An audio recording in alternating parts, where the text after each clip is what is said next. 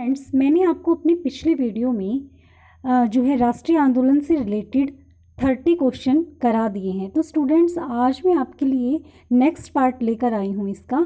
तो चलिए स्टार्ट करते हैं अपना आज का सेशन। देखिए क्वेश्चन नंबर 31 को देखिए आप कि 1 जनवरी 1923 को स्वराज्य दल की स्थापना किसके द्वारा की गई थी। ठीक है, क्वेश्चन को एग्जामिनर कैसे भी घुमा फिरा के दे सकता है भाई कि भाई स्वराज्य दल की स्थापना कब हुई थी। तो स्वराज्य दल की जो स्थापना थी वो 1 जनवरी 1923 को हुई थी। या तो वो ऐसे भी पुट कर सकता है या फिर आप ऐसे भी आपसे पूछ सकता है वो क्वेश्चन कि भाई 1 जनवरी 1923 को स्वराज्य दल की जो स्थापना है वो किसके द्वारा की गई थी। तो भाई ये देश बंधु चित्तरंजन दास और मोतीलाल नेहरू के द्वारा की गई थी। ओके, चलिए नेक्स्ट क्वेश्चन पे चलते हैं कि स्वराज्य दल का जो कार्यक्रम था, ठीक है, जो उसका प्रोग्राम था वो क्या था। तो देखिए भाई, एक तो उसका काम था कि बजट को रद्द कर दिया जाए, नौकरशाही को शक्तिशाली बनाने वाले जितने भी प्रस्ताव हैं उनका विरोध किया जाए, ठीक है, और जितने भी प्रभावशाली स्थान हैं उन पर अधिकार दिया जाए।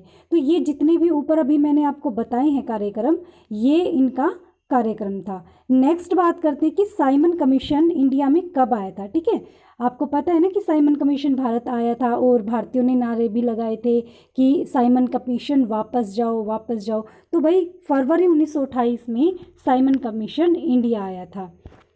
नेक्स्ट क्वेश्चन है कि 7 सदस्य साइमन कमीशन के कितने सदस्य भारतीय थे। अच्छा, एक तो आपको ना ये पता होना चाहिए कि साइमन कमीशन में कितने सदस्य थे। ठीक है, फिर वही बात है कि एग्जामिनर क्वेश्चन को घुमा फिरा के पूछ सकता है आपसे। तो भाई 7 सदस्य थे साइमन कमीशन के अंदर, लेकिन यहाँ पर इन्होंने क्वेश्चन पूछा है कि भाई कितने सदस्य इंडियंस थे। तो इंडियंस जो थे भाई एक भी नहीं था। ठीक है, एक भी सदस्य भारतीय नहीं था, इसीलिए तो इंडियंस में रोष फैला हुआ था ना कि भाई एक भी जो सदस्य है, एक भी मेंबर इंडियन नहीं है। फिर बात करते हैं कि साइमन कमीशन के द्वारा कौन कौन सी सिफारिशें की गई थी। एक तो की गई थी भाई कि जो द्वैत शासन 1919 है उसकी समाप्ति और प्रांतीय स्वशासन की स्थापना की जाए। फिर बृहत्तर भारतीय परिषद की स्थापना की जाए और संघ शासन की स्थापना की जाए। ये उनकी क्या थी, सिफारिशें थी। ठीक है, साइमन कमीशन के द्वारा। नेक्स्ट बात करते हैं कि यह रिपोर्ट रद्दी कागजों की ढेरी में रखने योग्य है। तो साइमन कमीशन रिपोर्ट जो थी, साइमन रिपोर्ट जिसको बोलते हैं, उसके संबंध में ये कथन किसका था, ये बात किसने कही थी कि भाई जो ये रिपोर्ट है वो रद्दी कागजों की ढेरी में रखने के लायक है। ठीक है, तो ये की थी सर शिवा स्वामी अय्यर ने। किसने की थी, सर शिवा स्वामी अय्यर ने। देखिए आपसे कई बार पूछ लेते हैं एग्जाम में, तो आपको पता होना चाहिए। फिर 37 क्वेश्चन की बात करते हैं कि नेहरू रिपोर्ट में प्रमुख रूप से कौन सा सुझाव दिया गया था। ठीक है, नेहरू रिपोर्ट थी ना, तो उसमें बोला गया था कि भाई जो इंडिया है उसको तुरंत से औपनिवेशिक स्वराज्य प्रदान किया जाए और जितने भी प्रांत हैं उनमें उत्तरदायी शासन की स्थापना की जाए और जो केंद्र और प्रांत है ना उनके बीच में शक्ति का बंटवारा किया जाए। तो ये जितने भी ऊपर सुझाव मैंने बताए आपको, ये सभी थे इसके अंदर। 38 क्वेश्चन की बात अगर हम करें कि कांग्रेस के द्वारा पूर्ण स्वाधीनता का जो प्रस्ताव है वो कब और कहाँ पर पारित किया गया था। तो देखिए स्टूडेंट, 31 दिसंबर 1929 को लाहौर अधिवेशन में।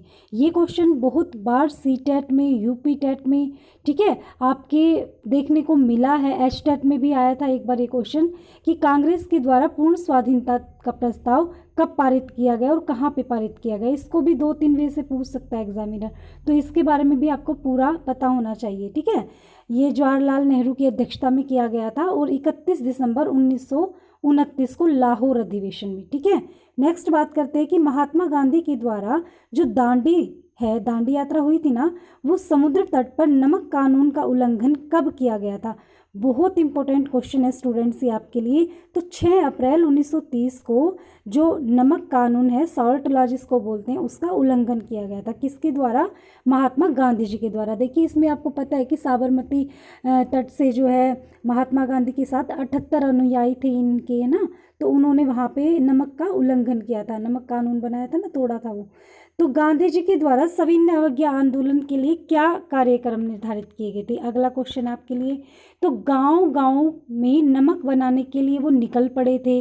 बहनों को शराब, अफीम, विदेशी वस्त्रों की दुकान, उन पर धरना देना चाहिए। हिंदुओं को अस्पृश्यता त्याग देनी चाहिए। तो ये जितने भी कार्यक्रम मैंने अभी आपसे डिस्कस किए हैं ये उसके अंदर थे। नेक्स्ट क्वेश्चन है 41 कि लंदन में ब्रिटिश सम्राट के द्वारा प्रथम गोलमेज सम्मेलन का उद्घाटन कब किया गया था। तो भाई जो लंदन में ब्रिटिश सम्राट के द्वारा जो फर्स्ट गोलमेज थी, आपको पता है कि 3 गोलमेज हुई थी, ठीक है ना। तो जो फर्स्ट हुई थी वो हुई थी 12 नवंबर 1930 में। अब एक क्वेश्चन जो अगला क्वेश्चन है आपका 42 बहुत इंपॉर्टेंट है कि गांधी इरविन समझौता कब हुआ था। गांधी जी के और लॉर्ड इरविन के बीच में एक भाई समझौता हुआ था जिसको बोलते हैं गांधी इरविन समझौता, और वो कब हुआ था, 5 मार्च 1931 को वो हुआ था। फिर है कि द्वितीय गोलमेज सम्मेलन में कांग्रेस का प्रतिनिधित्व किसके द्वारा किया गया था। तो भाई जो सेकंड गोलमेज सम्मेलन हुई थी उसमें जो कांग्रेस का प्रतिनिधित्व किया गया था वो महात्मा गांधी जी के द्वारा किया गया था। नेक्स्ट क्वेश्चन है कि मैकडोनाल्ड अवार्ड के किस प्रावधान से गांधी जी को बहुत ज़्यादा आघात पहुंचा था। क्या था मैकडोनाल्ड जो अवार्ड था, सांप्रदायिक पंचांग कुछ इसी तरह का हिंदी में बोलते हैं, 1932 में हुआ था ये।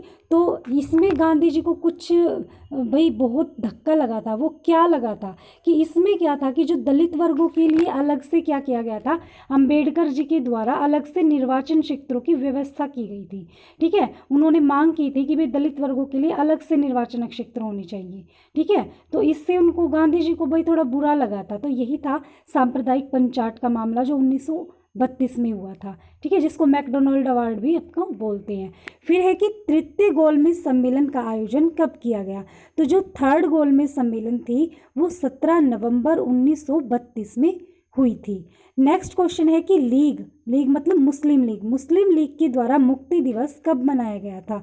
ये भी बहुत इंपॉर्टेंट क्वेश्चन है। तो मुस्लिम लीग के द्वारा जो मुक्ति दिवस बनाया गया था वो 22 दिसंबर 1939 को बनाया गया था। कब बनाया गया था स्टूडेंट्स, 22 दिसंबर 1939 में, ठीक है। नेक्स्ट क्वेश्चन है कि जो अगस्त प्रस्ताव था उसकी मुख्य बात क्या थी, मेन बात उसकी क्या थी। तो अगस्त प्रस्ताव की जो मेन बात थी वो थी कि वे ब्रिटिश सरकार का जो लक्ष्य है वो भारत में औपनिवेशिक स्वराज्य की स्थापना करना था, और जो गवर्नर जनरल की जितनी भी मतलब कार्यकारिणी है, ठीक है, उसमें जो इंडियंस हैं उनको शामिल किया जाए, वो भी इसमें इंक्लूड किया गया था। फिर जो ब्रिटिश सरकार है उसको युद्ध संबंधी मामलों में परामर्श के लिए क्या करना चाहिए, एक समिति बनानी चाहिए जिसको युद्ध परामर्श समिति भी बोला जाएगा, ठीक है, वो उनको स्थापित करनी चाहिए। तो ये सभी बातें अगस्त प्रस्ताव के अंदर में रखी गई थी। नेक्स्ट क्वेश्चन है कि क्रिप्स, ठीक है, स्टैफोर्ड क्रिप्स जो थे उसको भारत भेजने के लिए उनका क्या कारण था। भाई जो क्रिप्स को भारत में भेजा गया था, तो देखिए ब्रिटेन पर क्या था कि जो मित्र राष्ट्र है उनका दबाव बना हुआ था, तो उसके लिए भी क्रिप्स को भारत भेजना पड़ा था। गांधी जी के नेतृत्व में जो कांग्रेस का दृष्टिकोण था वो भी कारण था एक, और युद्ध में जो स्थिति थी वो बहुत बिगड़ चुकी थी और जापानी संकट आ चुका था। तो ये जितने भी कारण थे ये स्टैफोर्ड क्रिप्स को भारत भेजने के लिए उत्तरदायी थे, ठीक है। नेक्स्ट क्वेश्चन है कि अखिल भारतीय कांग्रेस के अधिवेशन में भारत छोड़ो प्रस्ताव कब पारित किया गया था, ठीक है। तो 8 अगस्त 1942 को भारत छोड़ो प्रस्ताव पारित किया गया था। स्टूडेंट्स आज के इस सेशन में मैं आपको 49 क्वेश्चन ही कराऊंगी और नेक्स्ट पार्ट में मैं आपको नेक्स्ट क्वेश्चन कराऊंगी। तो आज के लिए इतना ही, और जिन्होंने मेरा चैनल अब तक सब्सक्राइब नहीं किया है प्लीज़ वो बेल आइकन पर प्रेस करके मेरे चैनल को सब्सक्राइब कर लें ताकि आपको आने वाली जो वीडियोज़ है उनका नोटिफिकेशन टाइम से मिलता रहे, क्योंकि यहाँ पे मैंने आपको बताया कि लेटेस्ट अपडेट्स भी मैं आपको देती हूँ, ठीक है। और आपके लिए जितने भी अभी एग्ज़ाम आने वाले NBS, CTET, HTET भी आगे आएगा, ठीक है, KVS है, और आपका UP PGT TGT मेनली, तो यहाँ पर DSSB वगैरह की इनकी सबकी तैयारी मेरे चैनल पर होती हैं।